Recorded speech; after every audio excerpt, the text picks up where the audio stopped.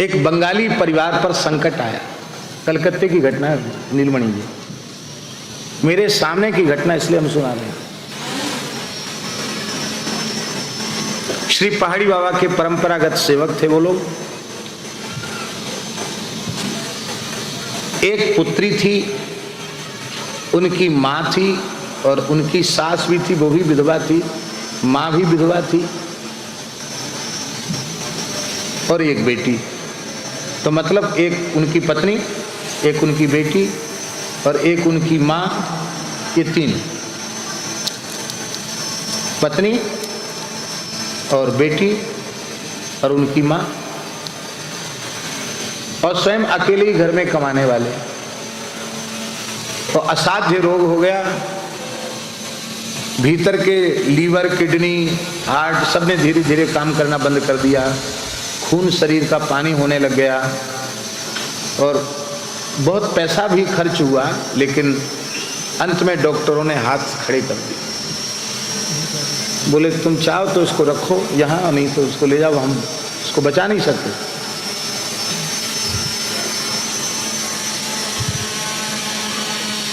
एक छोटी दुकान थी उनकी, कोई बहुत बड़े आदमी नहीं थे। अब उनको लेकर के आए।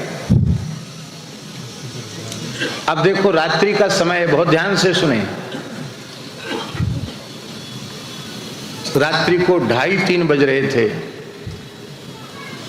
और उस समय ये लगा कि अब ये इसके प्राण निकलने वाले,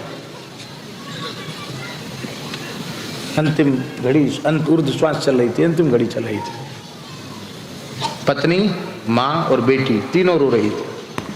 घर में कोई पुरुष नहीं है और अब इस समय में कोई नाते रिश्तेदार भी पास में नहीं है। ये खत्म हो गए तो हमारा क्या होगा? दुकान पर तो हम लोग कैसे जाएंगे? बच्ची छोटी है, क्या होगा? बोले होगा क्या, गुरुदेव को याद करो। तो जो होश में थी तीनों, बच्ची और दोनों माताएं, सबने पूज्य गुरुदेव पहाड़ी बाबा को याद किया। गुरुदेव अब संसार में आपको छोड़कर हमारा कोई अपना नहीं है, हमें इस विपत्ति से उबारो। गर्मी का समय था। महाराज जी आपने तो दर्शन की, खाली तखत पे नीम के नीचे पौड़ जाते थे, तखत पर मच्छरदानी लगी हुई थी, पंखा लगा था, हम भी वहीं सो रहे थे नीचे चटाई पर। 3 बजे के करीब महाराज जी उठ तो जाती थी जल्दी, 2 बजे ध्यान में बैठ जाते थे, लेकिन 3 बजे के करीब एकदम विकल हो गए, एकदम हाहाकार करने लगे। हमसे बोले स्नान कर लिया तुमने? कि नहीं महाराज अभी नहीं किया। अरे स्नान करो, मंदिर खोलो। इतनी रात को मंदिर? महाराज जी ने तुरंत उठे, स्नान किया।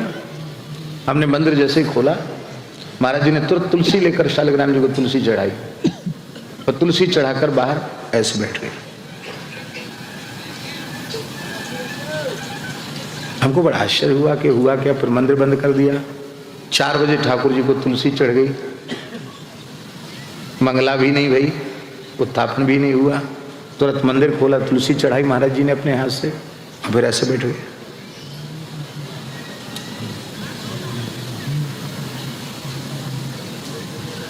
अब उनसे पूछने की हिम्मत तो किसी की क्या होगी, पूछा तो नहीं।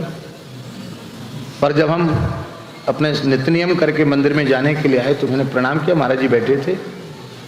हमने कि महाराज जी क्या हो गया था? अरे बोले तुम्हें पता नहीं, ऐसे ऐसे एक परिवार पर बहुत घोर संकट आया और उस व्यक्ति की आयु समाप्त हो गई थी, वो जा रहा था, पर उसके घर के लोगों ने पुकारा तो हमको राम जी से झगड़ा करना पड़ा, उसको वापस लाना पड़ा है।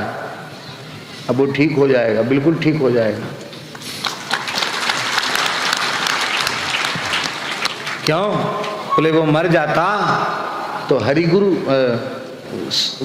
गुरु और संत इनके भेष की लाज चली जाती। महाराज जी बोले भेष की लाज चली जाती।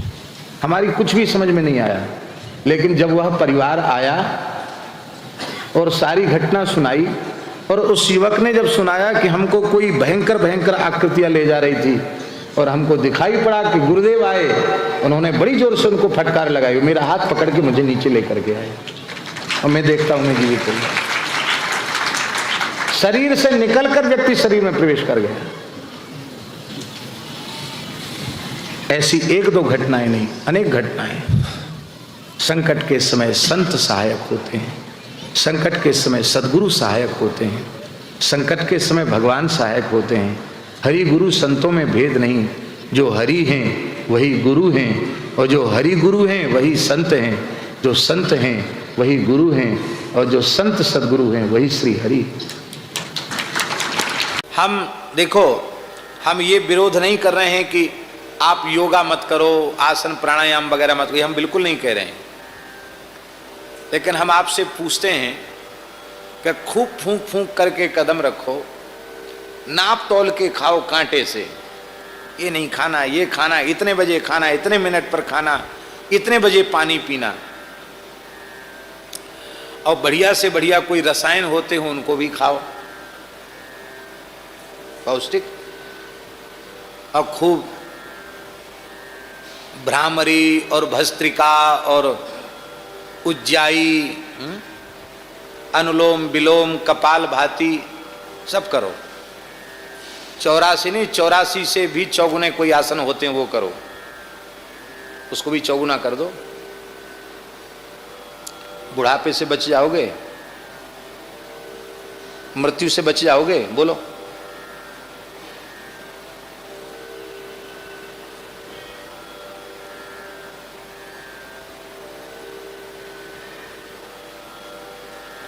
अरे जो घोषणा करते हैं वो तो बाल रंगा रहे हैं महाराज।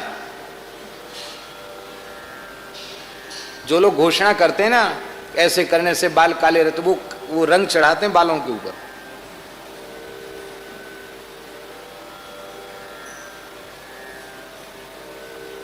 एक सज्जन हमको मिले, हमसे बोले, ग्वालियर की बात है गुसाई जी, बोले हमसे कि बहुत बढ़िया गाजर लाए आपके लिए, गाजर का जूस बहुत अच्छा होता है, हलवा भी बहुत अच्छा होता है।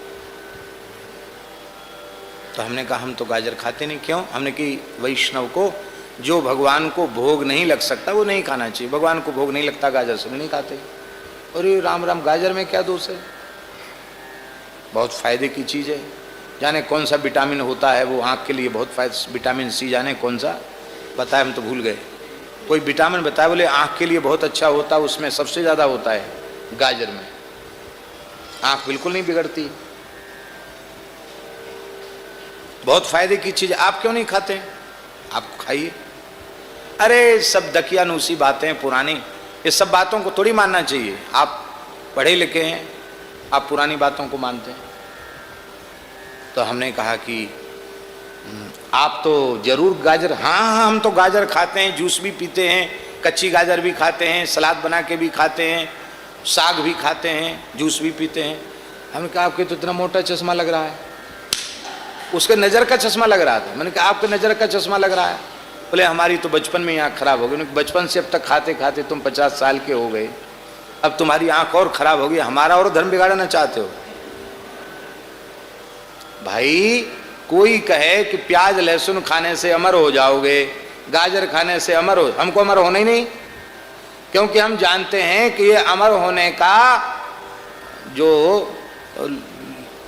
लोभ है ना वो एकदम झूठा है, बेकार।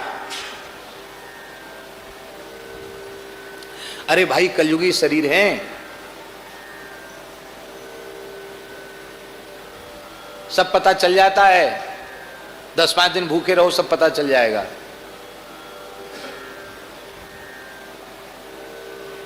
हमारे भीतर कितनी ताकत है ना, योग की, ध्यान की, और सब पता चल जाएगा। अनशन करके तो देखो।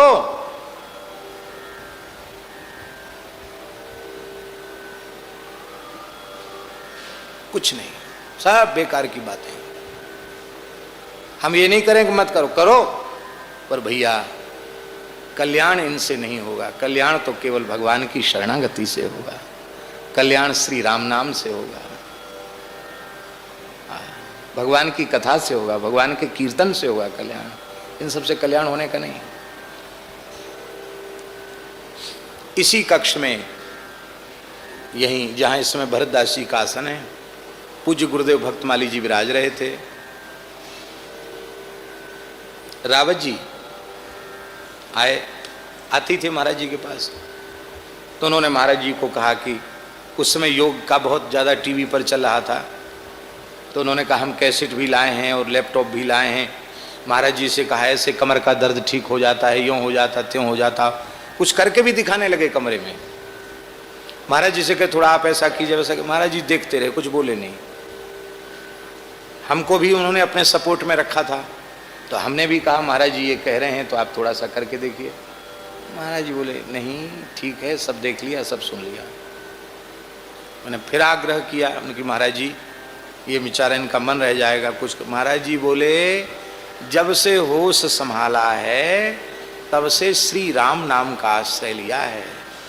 अब मृत्यु का क्षण निकट आया तब हम आंख नाक दबावें, योग का आश्रय लें, अब ये संभव नहीं है। आश्रय तो केवल भगवान के नाम का ही रहेगा, ये महाराज जी ने कहा। और सवेरे स्नान करके महाराज जी कुछ करते थे। क्या करते थे? ऐसे ऐसे करते थे, ऐसे ऐसे ऐसे। आप कहेंगे तो सब श्री रामदेव बाबा भी करवाते हैं, ऐसे करवाते हैं नहीं? पर महाराज जी तो बहुत पहले से करते थे।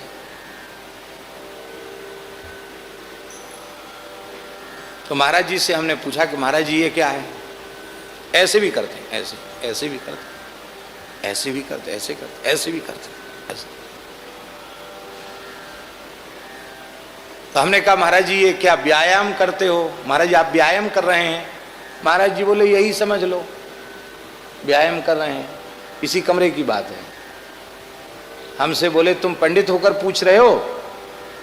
ऐसा कहते महाराज जी ने भागवत जी का श्लोक बोला, या दोहने वहनने मथनोपले प्रंकिंकनार वरुदे क्षणमार्जनादौ हैं धन्या व्रजस्त्रिय उरुक्रम चित्तयाना।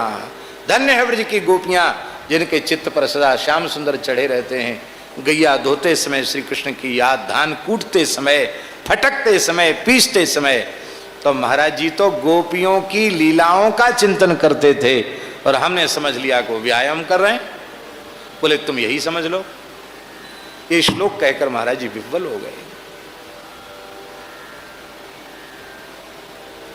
अरे शरीर के रोग की, मन के रोग की बात जाने दीजिए, भवरोग समाप्त हो जाएगा।